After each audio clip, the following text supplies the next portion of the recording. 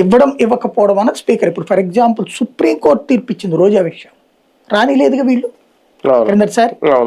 Supreme court తీర్పిచ్చినా కూడా నువ్వు రానివ్వలేదంటే నేను సుప్రీంకోర్టు కంటే అథారిటీ ఎక్కువ అంటున్నాను. మరి అట్లాంటప్పుడు దీంట్లో నీ అథారిటీ ఉంది కదా. కాబట్టి ఇందులో మీరు పెద్దరికంగా చేసి అతన్ని అక్కడ ఆడుకోవచ్చు. చంద్రబాబు గారికి మేబీ ఇది లాస్ట్ ఛాన్స్ కావచ్చు నేను అనుకోడు. నెక్స్ట్ లొకేషన్ తీసుకురావాలి కదా ఆ ఆస్పెక్ట్ లో. అలాంటప్పుడు ఇప్పుడు ఆల్రెడీ ఈ రీల్స్ ద్వారా సోషల్ మీడియా ఇంపాక్ట్ ద్వారా పెద్ద మనిషిగా చూపించుకుంటున్నారు కదా, ఇది పేదవాళ్ళ ఇళ్ళకి వెళ్ళడాలి అట్లాంటిది. ఇది కూడా చూపెడితే ద వైజ్ మ్యాన్ అనే బిరుదు పర్మనెంట్ గా ఉంటది కదా. ఇక్కడ ఒక ఎమోషనల్ గా అంటే అసెంబ్లీలో జగన్ లేడన్నటువంటిది ఏ క్షణం అన్న మనకు కనిపించిందా? ఎందుకని ప్రతి క్షణం జగన్ నామస్మరణే.